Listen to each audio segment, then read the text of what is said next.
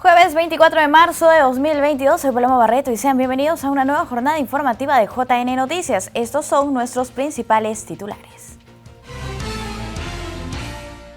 Misión de observación electoral de la OEA ratifica en informe final transparencia de comicios del 2021.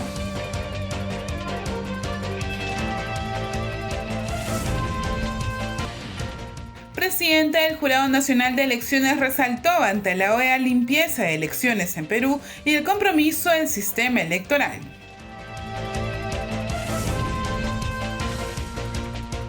JN anunció apertura de oficinas desconcentradas en Ica y San Martín.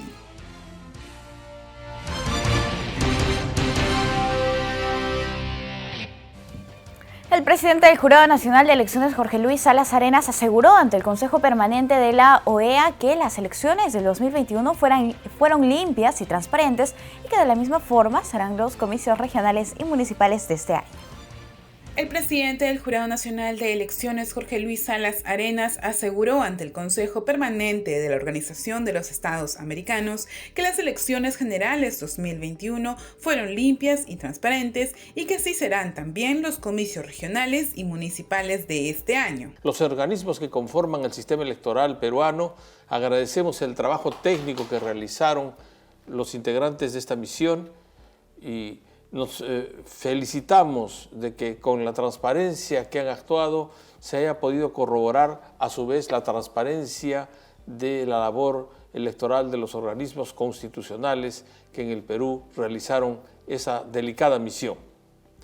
Recibimos el informe final con el entendimiento claro de su trascendencia y de su importancia y con el objeto de analizar con detenimiento sus recomendaciones para poderlas materializar de la manera más eficaz, reiterando que venimos actuando con la más absoluta independencia y transparencia en aras de cumplir los deberes que nos impone la Carta Fundamental en el Perú en relación a la renovación periódica de las autoridades democráticamente electas, respetando de modo escrupuloso la voluntad popular.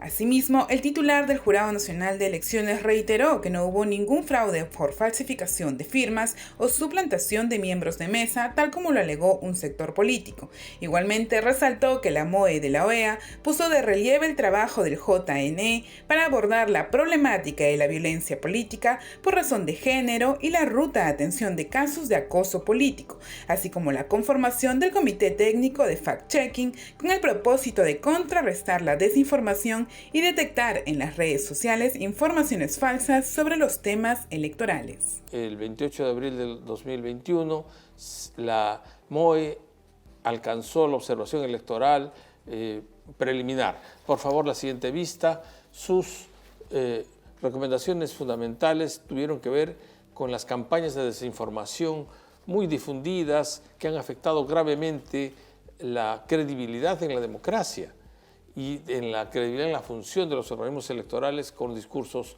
falsos. Además, se ha resaltado la realización de las audiencias virtuales de revisión de votos impugnados que realizó el Jurado Nacional de Elecciones y se ha resaltado también el trabajo del Jurado Nacional de Elecciones para enfrentar la violencia política por razón de género y acoso. Y finalmente, fue también muy importante la felicitación de la OEA sobre la organización de los debates electorales que el Jurado Nacional de Elecciones organizó. Y en la siguiente nota les presentamos los detalles del informe final de la misión de observación electoral de la OEA sobre las elecciones generales del 2021, expuesto por el jefe de la misión, Rubén Ramírez. El jefe de la Misión de Observación Electoral de la Organización de Estados Americanos en Perú brindó el informe final del trabajo realizado durante las elecciones generales del 2021. El diplomático Rubén Ramírez precisó que se enviaron 2 misiones de observación integrados por un total de 73 expertos, tanto para la primera como segunda jornada electoral. La misión constató que Perú cuenta con un sistema electoral robusto y con autoridades autónomas. La misión resalta que Perú cuenta con un sistema de registro, organización y justicia electoral robusto, con autoridades autónomas y especializadas en su materia. Si bien, como todo sistema electoral, es perfectible. Es de destacar al mismo tiempo la fortaleza y profesionalismo de la institucionalidad electoral peruana. El informe final de la Organización de Estados Americanos señala que la etapa previa a los comicios del 2021 estuvo marcada por la difamación y las fake news que cuestionaban la transparencia del proceso. Incluso durante la etapa postelectoral, señala Rubén Ramírez, la misión recibió por parte de una fuerza política escritos sobre supuestas irregularidades. Después de analizar la información y los materiales recibidos, la MOE-OEA llegó a la misma conclusión que las autoridades electorales del Perú. La misión condena los ataques y advierte que se trata de un fenómeno cada vez más repetido en los procesos electorales en la región. La MOE-OEA conoció que se realizaron manifestaciones en los domicilios particulares de algunos de los miembros del Jurado Nacional de Elecciones, JNE, violentando su derecho a la privacidad. La misión condena los ataques al árbitro del proceso y advierte con preocupación que se trata de un fenómeno cada vez más repetido en los procesos electorales en la región.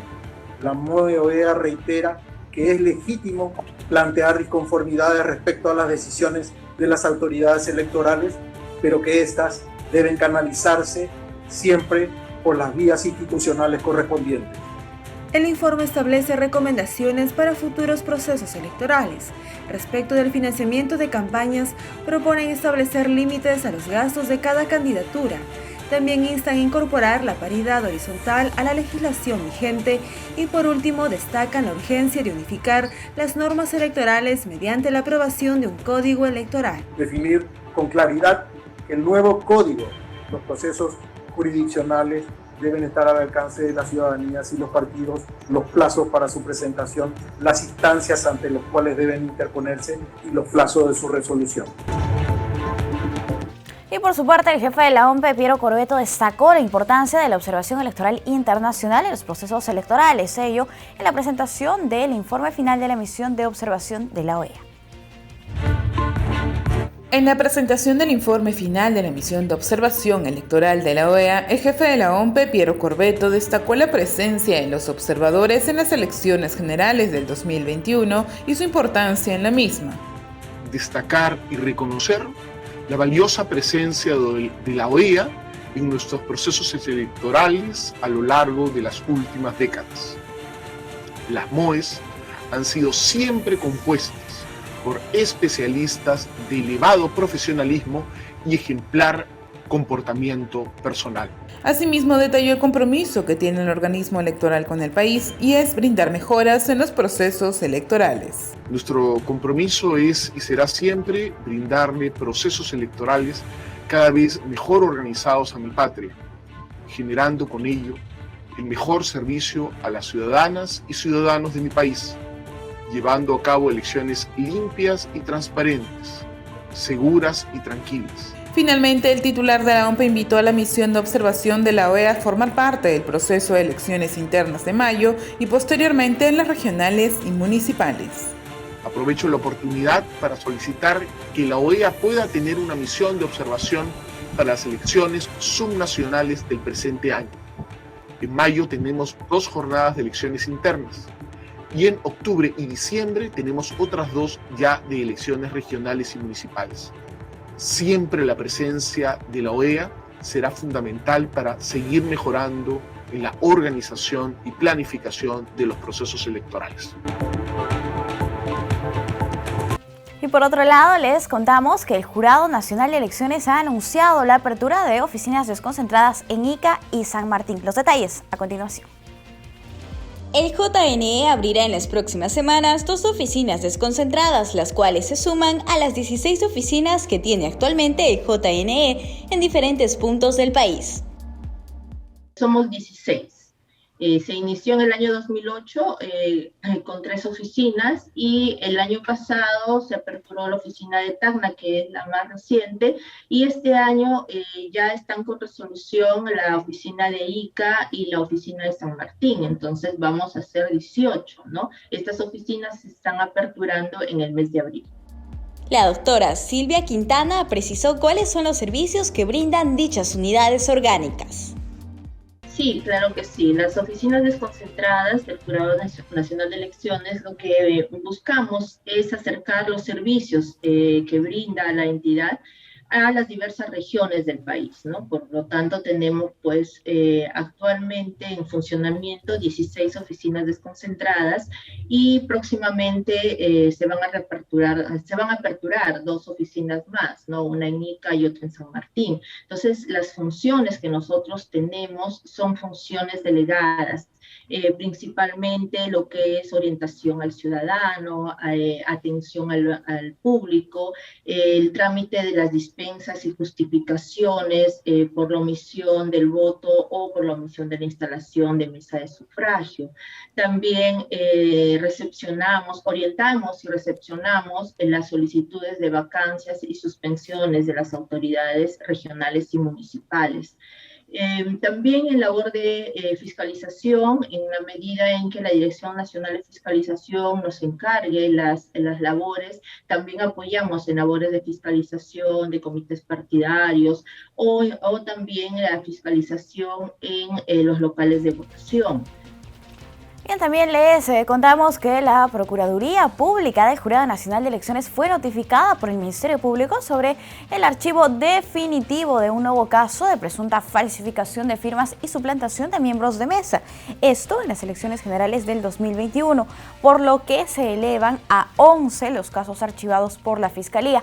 Con esta disposición se ratifica entonces la transparencia y el estricto apego a la ley con la que el JNE llevó a cabo el proceso electoral del año pasado. Importante información. La Escuela Electoral y de Gobernabilidad del JNE realizó la conferencia virtual El rol de los órganos electorales centrales en las elecciones internas. En dicho evento, el experto en temas electorales José Naupari señaló que según la ley es un deber constituir órganos electorales descentralizados. El experto en temas electorales José Naupari aseveró durante la conferencia rol de los órganos electorales centrales de las organizaciones políticas en las elecciones internas para la elección de candidatos y candidatas a las elecciones regionales y municipales 2022. Que las competencias del órgano electoral central es organizar los procesos electorales internos, resolver controversias jurídicas, resolver recursos de apelación, entre otros. ¿Qué competencias tenía? Organizar el proceso electoral interno, salvo los casos instituidos por ley, es decir, las elecciones primarias. O sea, si hubiésemos estado en un escenario de normalidad, hubiesen estado a cargo justamente de las elecciones internas de candidatos a consejeros regionales y a regidores, no es el caso. Bueno, ya por el tema de cómo estaba redactada la primera disposición transitoria de la LOP, el juicio no fue la más feliz, la posición personal, pero bueno, a partir de esa redacción del encabezado de la novena disposición complementaria de elecciones políticas, incorporada por la ley 31357, es que el jurado ha entendido que ellos están a cargo de todo. Resuelve controversias jurídicas, por lo cual ya de por sí daría pie a que tenga la competencia para resolver procedimientos trilaterales, como los tachas. Resuelve recursos de apelación. Señaló que el órgano electoral está integrado por un mínimo de 3 miembros titulares, quienes tienen sus respectivos suplentes. Asimismo, dicho órgano debe constituir órganos electorales descentralizados, siendo integrados por 1 o más miembros titulares y sus respectivos suplentes. Se menciona justamente también el deber de constituir órganos electorales descentralizados, no la potestad. También se menciona justamente la exigencia de afiliación. Tema no menor si consideramos justamente que, por ejemplo, el padrón de electores afiliados va a tener que ser aprobado como máximo al 25 de este mes. Tema no menor si consideramos que el Jurado Nacional de Elecciones interpretó que las padrones de afiliados, en general las X, todas las afiliaciones, los filtros, tendría que haberse dado hasta el 5 de enero. Y más allá que la revisión del padrón de afiliados se diera en febrero y el plazo para que se remitan los padrones de electores afiliados haya vencido la semana. Agregó además que solo los afiliados de la organización política pueden formar parte de los órganos electorales. Los integrantes de los órganos electorales están impedidos de postular en las elecciones internas y las elecciones primarias.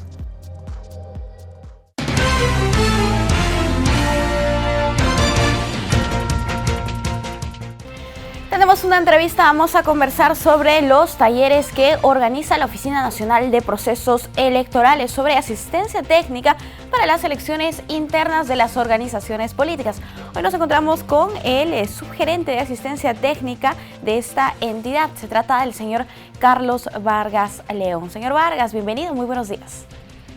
Buenos días, ¿cómo está? Gracias por la invitación. A usted las gracias por acompañarnos. Por favor, coméntenos de qué tratan estos talleres de asistencia técnica que se les está brindando a las organizaciones políticas.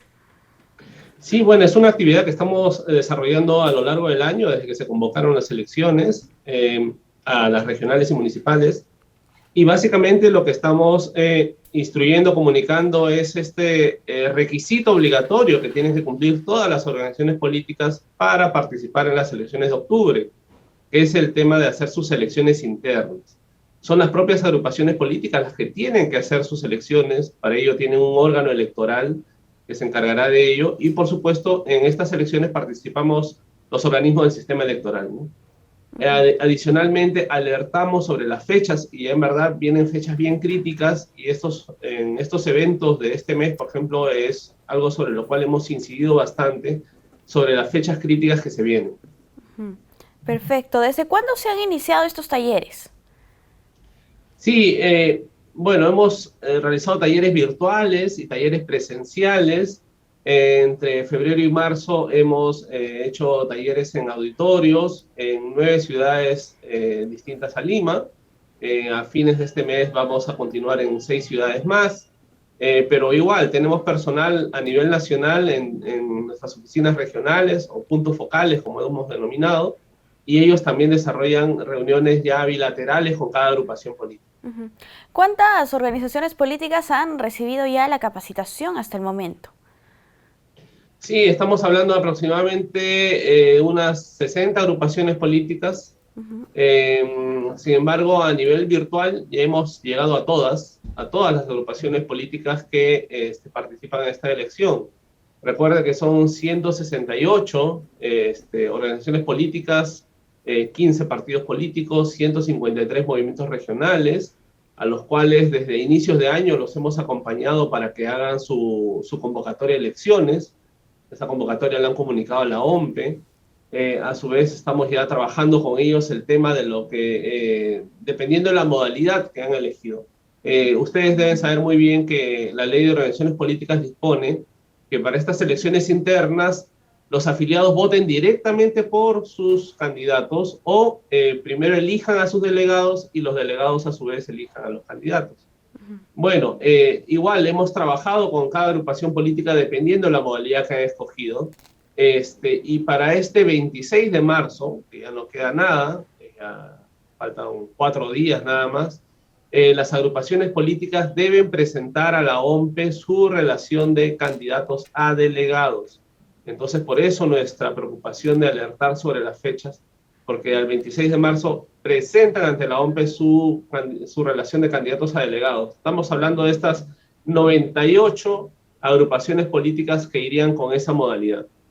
Hay 70 que van a ser a través de afiliados, y lo que van a hacer esos 70 exclusivamente es presentar al 9 de abril ya sus candidatos ante el Jurado Nacional de Elecciones, ¿no? Ya no presentan candidatos a delegados, sino ya presentan sus precandidatos ante el Jurado Nacional de Elecciones a través de declaro interno, ¿no? ¿Cómo se realiza la inscripción de estos delegados? ¿Existe una plataforma que ha habilitado a la Oficina Nacional de Procesos Electorales? Así es. La OMPE cuenta con una plataforma que se llama Registro de Elecciones Internas. Esa plataforma tanto tiene utilidad para inscribir a los candidatos a delegados, como posteriormente lo va a tener para inscribir a los miembros de mesa y a los personeros.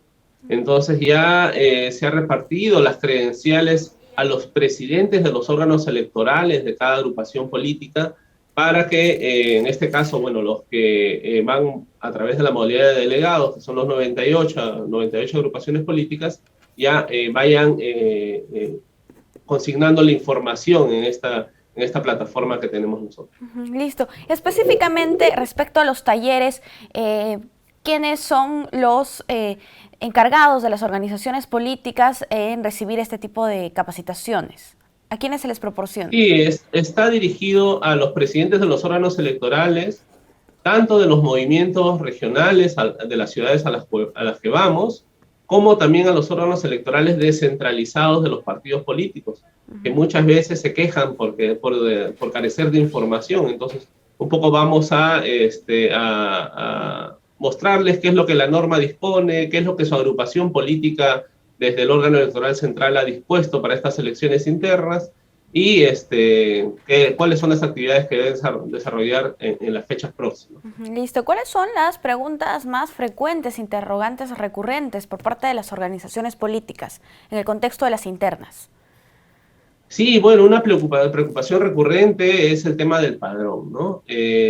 Tenemos un calendario tan apretado que el padrón electoral va a ser recién aprobado el 25 de marzo, o sea, dentro de 3 días, ¿no? Y al día siguiente ya presentan es la fecha límite para presentación a delegados. Entonces, la principal preocupación es qué pasa si es que yo inscribo como delegado a alguien que finalmente no está en el padrón final, ¿no? Entonces, ahí viene la invocación de no solamente registrar un número exacto de candidaturas, hay que registrar más candidaturas, y eso aplica tanto para la elección de delegados como la inscripción de precandidatos a las elecciones de octubre, ¿no? Esto que el Jurado Nacional de Elecciones ha denominado los accesitarios de reemplazo. Eso yo creo que se aplica tanto para los precandidatos a octubre como para los candidatos a delegados también.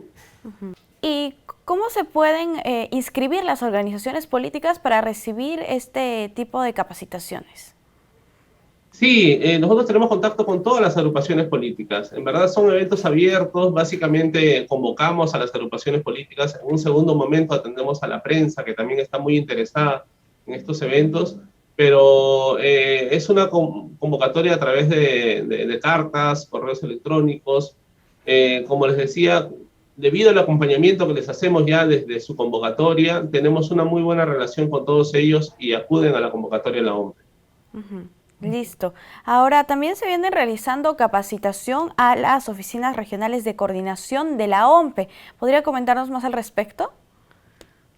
Sí, bueno, nuestras oficinas regionales son las encargadas de llevar a cabo las elecciones internas. Posteriormente serán nuestras ODPs, nuestras oficinas descentralizadas de procesos electorales, los que conjuntamente con los jurados electorales especiales lleven a cabo las elecciones de octubre.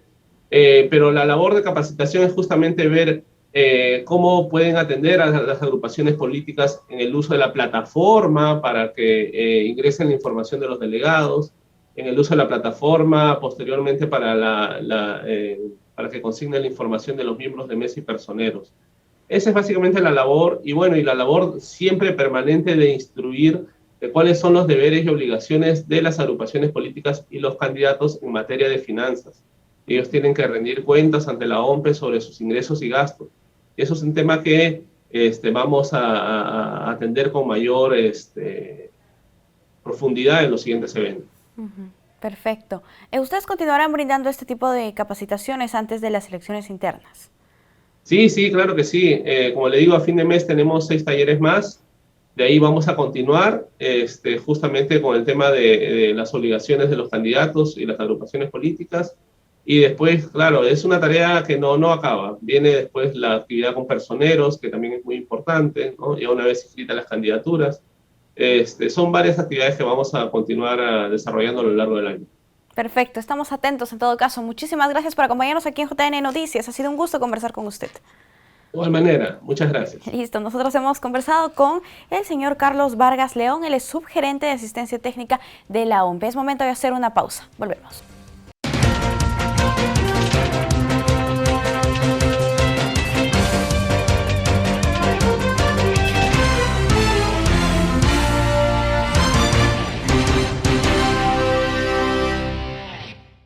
El Jurado Nacional de Elecciones, a través de sus redes sociales, recuerda cómo se aplica la cuota de comunidades nativas, campesinas y pueblos originarios para estas elecciones subnacionales. Como se ve en la imagen, para las elecciones regionales la cuota exigida es de por lo menos el 15% de la lista de candidatos a consejeros. Deberá estar integrada por representantes de comunidades campesinas, nativas y pueblos originarios. De la misma forma, para los comicios municipales, por lo menos el 15% de la lista de candidatos a regidores provinciales deberá estar integrada por representantes de dichas comunidades. Resaltamos que las cuotas electorales son los porcentajes establecidos para asegurar la participación política de determinados colectivos en los procesos electorales. Más información como esta usted la encuentra en las redes sociales del máximo ente electoral. Por otro lado, durante el taller macrorregional que realizó la OMPE en Lima y el Callao, el jefe de la OMPE, Piero Corbeto, pidió cambios en los partidos para promover mayor participación de la mujer en política. El jefe de la OMPE afirmó que se necesita cambiar la cultura de las organizaciones políticas para lograr una mayor participación política de las mujeres. Piero Corbeto indicó que existe un conjunto de normas que denotan un avance sustancial. Una muestra de ello es la Ley de Paridad y Alternancia, que nos coloca como el 9º país en América Latina que incorpora este mecanismo. Sin embargo, tenemos que ser absolutamente conscientes que solo con leyes, estatutos y reglamentos no vamos a lograr garantizar un Estado democrático y social pleno. Necesitamos cambiar la cultura. Y la cultura de nuestras organizaciones políticas, llámese partidos políticos, llámese movimientos regionales. Durante el taller macrorregional en Lima y Callao, participación política de las mujeres más allá del 50-50, afirmó que esta cultura va a cambiar si y solo si se incorporan buenas prácticas. Y esas buenas prácticas se van a lograr incorporar y hacerlas nuestras con jornadas de información, capacitación y educación como las que venimos trabajando a partir de este taller. En ese sentido, el jefe de la OMPE resaltó la alianza entre la Unión Europea en Perú y la OMPE para promover la participación política de la mujer, proyecto en el cual vienen trabajando desde agosto de 2020.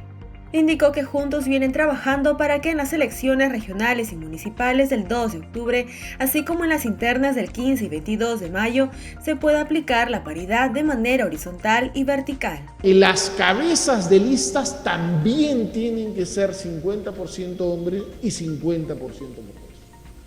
Esto obviamente va a abrir un gran reto hacia adelante en las organizaciones políticas. La Oficina Nacional de Procesos Electorales explicó a detalle cómo registrar las listas de candidatos a delegadas y delegados para los próximos comicios internos de las organizaciones políticas. Veamos. Con miras a las elecciones internas de las organizaciones políticas, la Oficina Nacional de Procesos Electorales orienta para el registro en línea de las listas de candidatos a delegados o delegadas. Deberán ingresar a la página www.ompe.gov.pe, dar clic en la casilla Registro de candidatos a delegados y seguir las indicaciones. Debe registrar sus credenciales de acceso, las cuales fueron enviadas por medio de la casilla electrónica de la OMPE al presidente del órgano electoral central. Cuando ingrese por primera vez, el sistema le pedirá completar el formulario Actualizar datos, en el cual debe registrar una nueva contraseña. Una vez registrados los datos de acceso, ingresará a la plataforma de la OMPE habilitada. Deberá dar clic al módulo Registro de candidatos a delegados. La primera vez que ingresa al módulo, se mostrará la información del registro de convocatoria. Si todo es conforme, deberá marcar el check y presionar el botón Continuar. De lo contrario, puede presionar el botón Salir y comunicarse con la OMPE. Cada vez que ingrese al módulo de registro de candidatos a delegados, el sistema mostrará la glosa aclaratoria. De presentar el registro de candidatos a delegados de forma nominal, debe digitar el número de DNI del candidato a delegado y se autocompletarán los nombres y apellidos. Luego, se debe presionar el botón Agregar. El número de orden aumentará de forma automática. Un candidato a delegado registrado se podrá editar de acuerdo al número de orden o podrá ser inhabilitado. Un candidato a delegado inhabilitado podrá ser habilitado nuevamente. De presentar el registro de candidatos a delegados por lista, deberá realizar los siguientes pasos. Primero, debe presionar el botón Agregar una lista. Segundo, debe digitar el número de DNI del candidato a delegado y se autocompletarán los nombres y apellidos. Luego debe presionar el botón Agregar. Tercero, cuando se llene el total de candidatos a delegados de la lista, se debe presionar el botón Guardar. Tener en cuenta que solo los partidos políticos podrán seleccionar el ámbito. Recordemos que la fecha límite establecida para las organizaciones políticas es este 26 de marzo. Y a pocos días de vencer el plazo para que las organizaciones políticas que optaron por la elección indirecta de candidatos registren ante la OMPE sus candidatos a delegados. 2 partidos políticos y 18 movimientos regionales han cumplido con hacerlo hasta la fecha. Las elecciones internas que se realizarán en mayo tienen como fin definir a los candidatos para las elecciones municipales y regionales del 2022.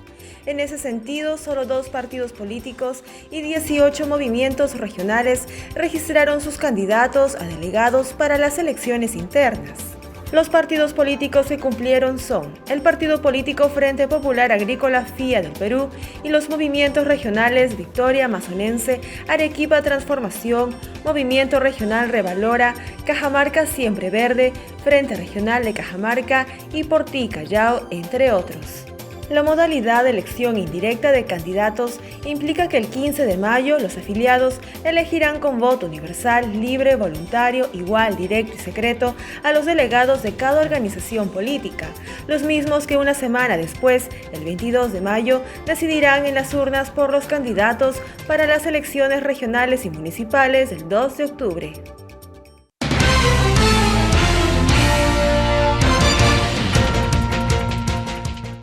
Bien amigos, les comentamos que el Fondo Editorial del Congreso de la República ha lanzado el libro Independencia del Perú, la historia detrás de la historia, precisamente este que tengo entre manos. Y hoy vamos a conversar con su autor. Se trata del teniente del Ejército Peruano, Jaime Taipe Castillo, a quien le damos la más cordial bienvenida. ¿Cómo está? Muy buenos días. Muy buenos días, Paloma. Mucho gusto y encantado de poder participar de esta entrevista. El gusto es nuestro. Por favor, coméntenos cómo es que nace la iniciativa de realizar esta publicación. ¿Cuáles son los antecedentes que tiene usted compartiendo la historia de nuestro país? Bueno, el suscrito, además de ser oficial del Ejército del Perú, también ha estudiado la carrera de Historia. Y bueno, ¿cómo surge el publicar este libro?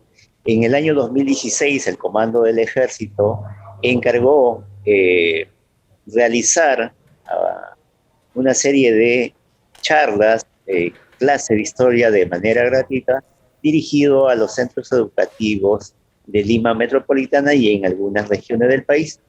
Y es ahí que previamente para la elaboración de estas charlas, de estas clases, se tenía que hacer una investigación previa. Estas charlas en los planteles tuvieron gran acogida, que se prolongó entre el 2016 y el 2019. Recordemos que en el 2020 se inicia la pandemia, y esto fue promovido en el marco del bicentenario de nuestra independencia nacional. Y bueno, esas investigaciones que se había hecho con el propósito de llevar a cabo estas charlas de historia gratuita, me motivaron luego a que, ¿por qué no hacer una publicación producto de esas investigaciones? Pero estos episodios que son tratados en el libro y que giran en torno a nuestra independencia nacional, no es abordado de una manera solemne como se suele hacer, sino se tocan episodios o pasajes poco conocidos durante el proceso independentista, ¿no?, que muchas veces involucra la vida íntima de sus personajes. Claro que sí, y precisamente lo que dice y menciona, ¿no? La historia detrás de la historia, porque tenemos bastantes libros que narran de manera similar lo que significó este momento de independencia, esta lucha de los peruanos. Sin embargo, aquí se trata de abordar otros aspectos. ¿Cuáles son estos momentos menos conocidos de nuestro proceso de independencia? Sí, el libro contiene 15 capítulos en el cual cada uno de ellos se tratan episodios poco conocidos o poco tratados por la historia oficial. Por ejemplo, cómo las enfermedades menguaron a las fuerzas independentistas que llegaron juntos con San Martín a la bahía de Paracas. También se toca la participación de la mujer en el proceso independentista como espías, ¿no?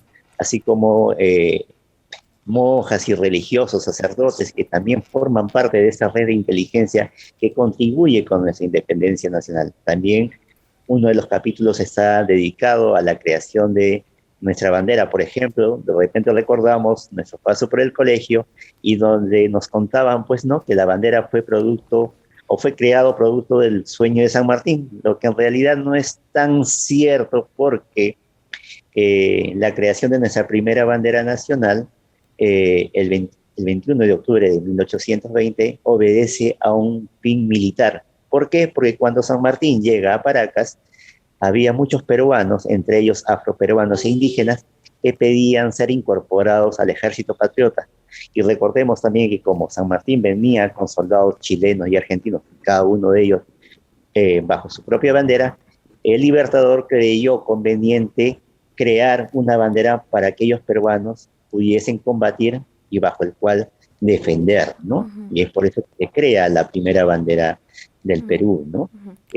También otro de los episodios que se trata es la presencia de extranjeros que contribuyeron con nuestra independencia, que combatieron prácticamente, ¿no? Como por ejemplo alemanes que están presentes en la batalla de Ayacucho y Junín, así como en el combate del Callao del 2 de mayo de 1866, donde hay presencia de mexicanos, colombianos y de otras nacionalidades que contribuyeron con lograr nuestra consolidación independentista, ¿no? Eso es algunos de los pasajes. Y muchos de ellos, al igual que los peruanos, perdieron la vida en busca de la independencia de nuestro país. Es importante. Hemos leído una parte de este libro que está bastante interesante. Otros aspectos que nos gustaría mencionar y que usted ya los ha dicho es respecto a la participación de la mujer en nuestra independencia. ¿Cómo se destaca el rol que cumplió esta?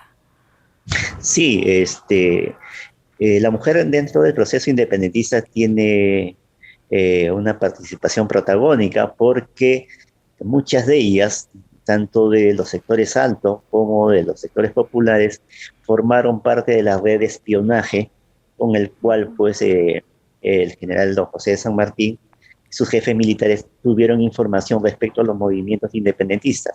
Por ejemplo, no siempre se habla de Manuelita Sáenz, de Rosa Campuzano, y siempre se le ha vinculado sentimentalmente con los libertadores, me refiero a San Martín Bolívar. Pero ese no solamente es lo que debe destacarse, sino su labor como agentes de inteligencia, a través del cual, que por sus características, ¿no?, su manera de llegar a los sectores o a los oficiales realistas, podían ellas infiltrarse, podríamos utilizar el término, y lograr extraer información, ¿no? Curiosamente, esto se da tanto en los niveles altos como en los sectores bajos, como menciono, y también hay participación de esta red de inteligencia también por la presencia de religiosos y sacerdotes, que lamentablemente cuando eran descubiertos por su contraparte realista, muchas veces llevaban a que fueran asesinados, bueno, de una manera bastante cruel. Claro. Y un caso, sin dejar pasar, recordemos el caso de María Parada de Bellido. Ella, porque fallece o pierde la vida de una manera trágica, porque ella en realidad formaba parte de una red de inteligencia, colaboraba con el espionaje, y al ser descubierto por los realistas, lógicamente trataron de darle el peor de los escarmientos, ¿no?, lo que provocó su muerte y a su vez provocar miedo en el resto de la población. Algo poco conocido también es la participación de los afroperuanos. ¿Cuál es el rol que ellos cumplen? Sí, los afroperuanos prácticamente tienen un rol protagónico apenas desembarcó el general San Martín en la bahía de Paracas en septiembre y octubre de 1820. Curiosamente, ellos son los primeros en empuñar, en alzar, ¿no?, la primera bandera peruana, y muchos de ellos se unieron a las fuerzas patriotas a manera de poder lograr su libertad. Recordemos los tratos que recibían durante el virreinato, y bueno, ante la propuesta libertadora, ellos decidieron unirse a ella, ¿no? Y muchas veces combatieron y perdieron la vida, ¿no? Prácticamente podemos decir, desde el lado militar, le puedo decir que las primeras fuerzas militares en el Perú, en el proceso independentista, están conformados por afroperuanos e indígenas, ¿no? Que ya después, al año siguiente, en agosto de 1821, ya se crearían de manera oficial como ejército, ¿no? Claro. Esa participación de los afroperuanos es lo que permitió que San Martín les diera también la libertad, incluso antes de Castilla, pero por un corto tiempo. Claro, sí, es que lo que sucede, hay que tener en cuenta de que San Martín llega con 4.000 hombres, 4.000 soldados, tanto de la Argentina y de Chile. Pero estos hombres, al desembarcar, muchos de ellos, estamos hablando de aproximadamente 1.200, tuvieron problemas de salud, ¿no? Que también es tratado en uno de los capítulos, por tema de tifoidea, ¿no? Problemas estomacales, bueno, porque en ese momento pues la medicina no tenía los avances como ahora, y cómo cubrir esas bajas, ¿no?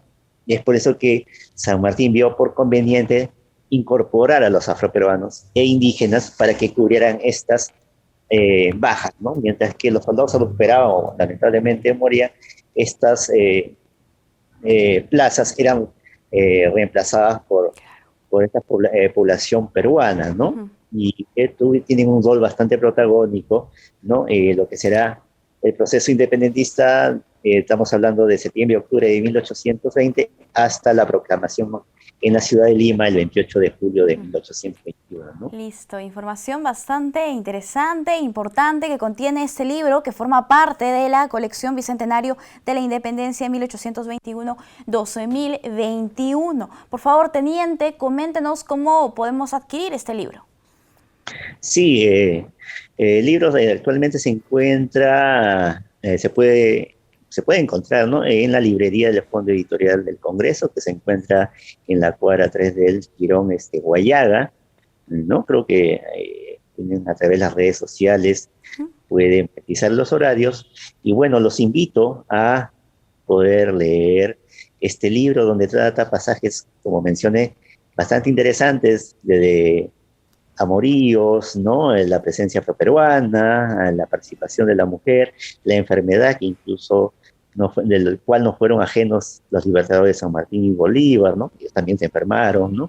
Inclusive la presencia de mascotas, ¿no? Ahora que tenemos mucho apego, ¿no?, mucha consideración particularmente por nuestros perros, también hay presencia canina en los combates, ¿no?, por nuestra independencia. Así es. Además es para todos los públicos porque es de fácil y ágil lectura.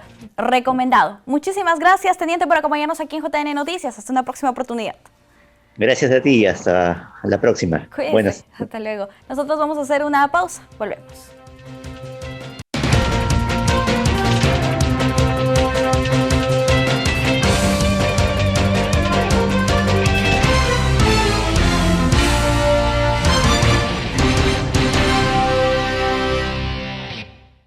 Estamos conectados con Vanessa Castillo, que desde el RENIEC nos informa las noticias más resaltantes del ente registral en todo el país.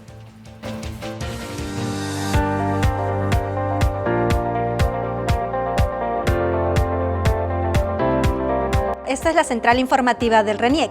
Bienvenidos a esta nueva edición. Aquí van los titulares. RENIEC inaugura oficina descentralizada en el distrito de Morales. RENIEC realiza campaña de documentación para extranjeros de padres peruanos. Campañas descentralizadas de documentación a mayores y menores de edad.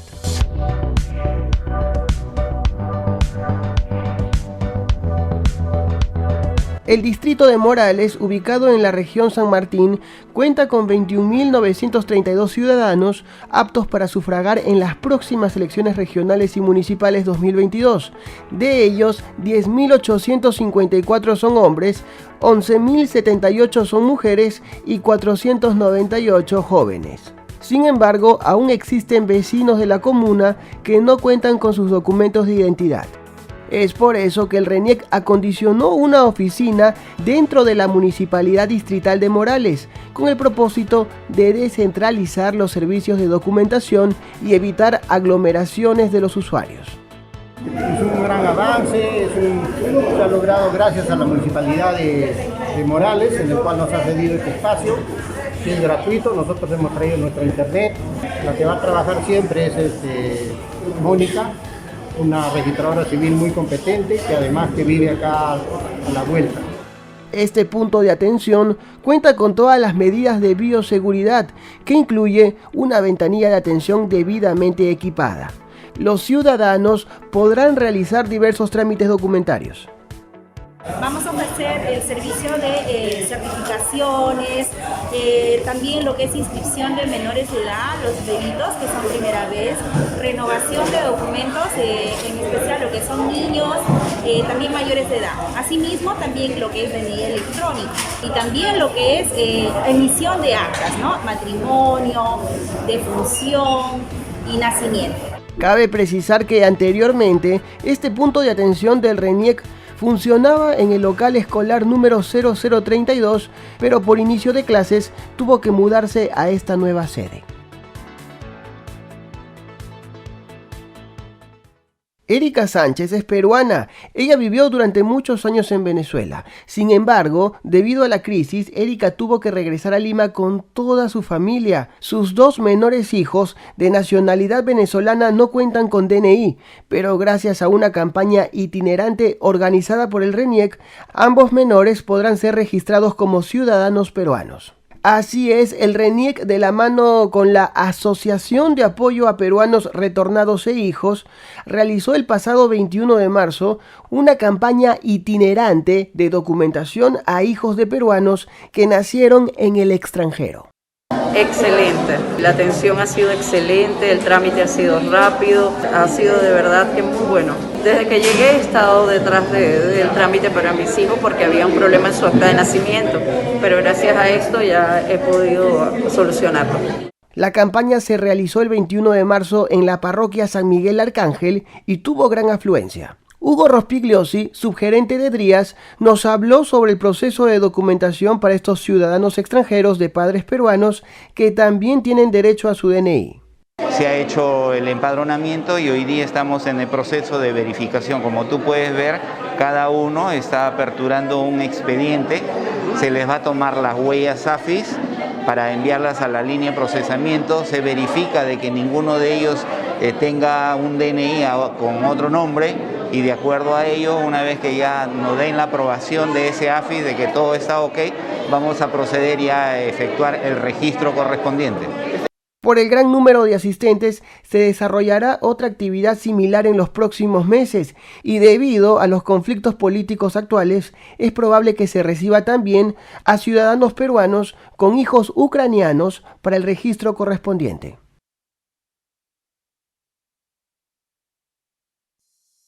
Todos los viernes del mes de marzo, el RENIEC viene realizando campañas descentralizadas en la ciudad de Iquitos. El pasado viernes 18 de marzo, la campaña se realizó en el local comunal del caserío Santa Clara en el distrito de San Juan Bautista. Decenas de ciudadanos pudieron ser atendidos en esta localidad de manera rápida y óptima. Adultos mayores y padres con niños recién nacidos agradecieron esta iniciativa del RENIEC de realizar campañas descentralizadas, lo cual les permite hacer sus trámites documentarios cerca a sus viviendas y sin necesidad de acudir a las agencias principales y exponerse. En entrevista con Dani Gallardo, jefe regional del RENIEC Iquitos, nos informó sobre la próxima campaña que se realizará el viernes 25 de marzo. Este viernes 25 de marzo realizaremos una campaña de trámites de DNI para mayores y menores de edad en el distrito de San Juan Bautista, específicamente en el caserío Cahuide, kilómetro 57 de la carretera Iquitos-Nauta, de 9 de la mañana a 1 de la tarde. Están cordialmente invitados.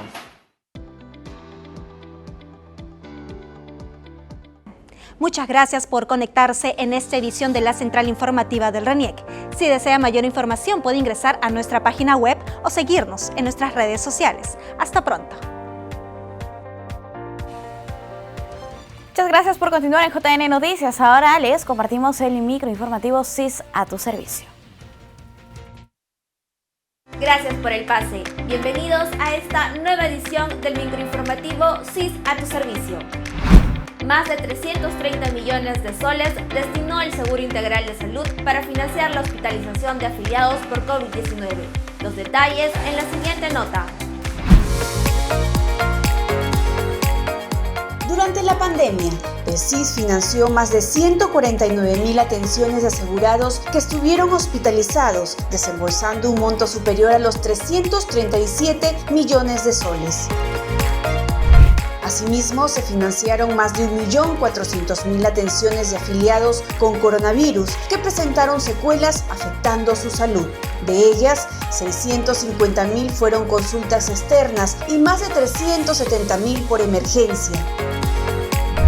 En la actualidad, los 5 planes de seguro del CIS cubren integral y gratuitamente todas las afecciones derivadas de este virus, incluyendo la atención médica, medicamentos y procedimientos en consulta externa, hospitalización y la unidad de cuidados intensivos.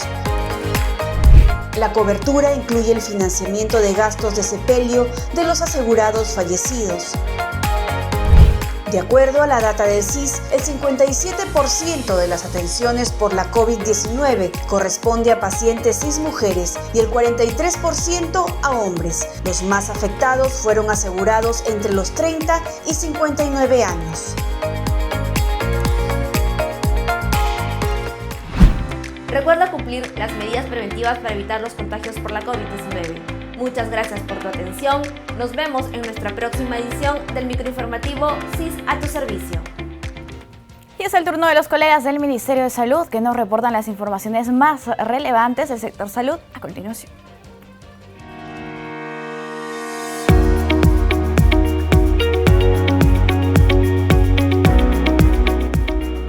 Bienvenidos al microinformativo La Salud es tu derecho. Un nuevo lote de 100.000 unidades de medicamentos inyectables Filgrastim para pacientes oncológicos llegaron al Centro Nacional de Abastecimiento Senares del Ministerio de Salud para el tratamiento de pacientes con cáncer en todo el país. El Senares movilizará a su equipo para garantizar el envío inmediato del lote de inyectables a distintas regiones del país. Estos medicamentos permitirán cubrir la demanda de nuestro país para los tratamientos oncológicos. Con esta nueva entrega se completan las 120.000 unidades del fármaco oncológico adquirido por Senares para garantizar el abastecimiento durante todo el presente año. El Ministerio de Salud implementó puntos de donación de sangre en el Parque de las Leyendas y el Parque de la Exposición, con el propósito de incentivar a sus visitantes a convertirse en donantes voluntarios.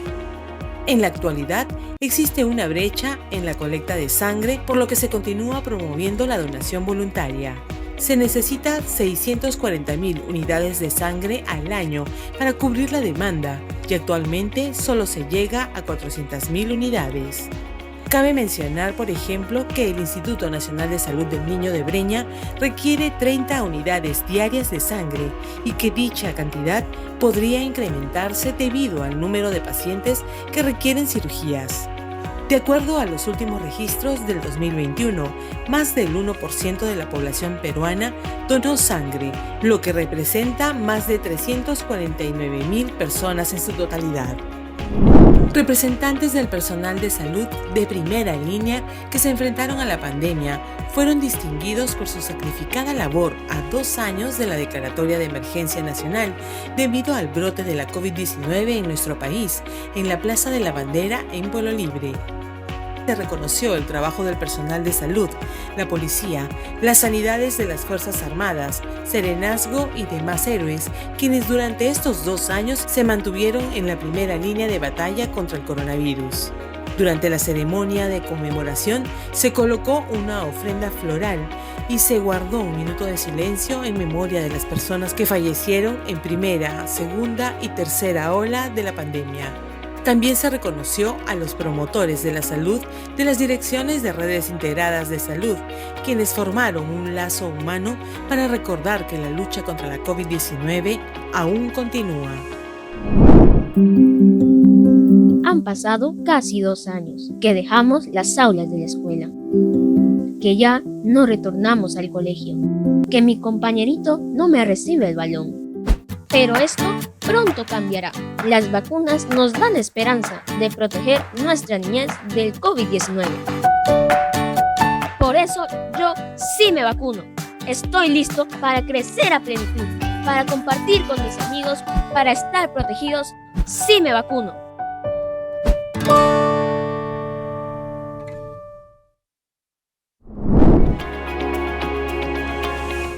Llegamos al final del programa, muchas gracias por acompañarnos, nos reencontramos mañana aquí en el canal 516 de Movistar TV, las redes de JN y por la señal de nuestros canales aliados. Los dejamos ahora con imágenes de Lambayeque, permiso.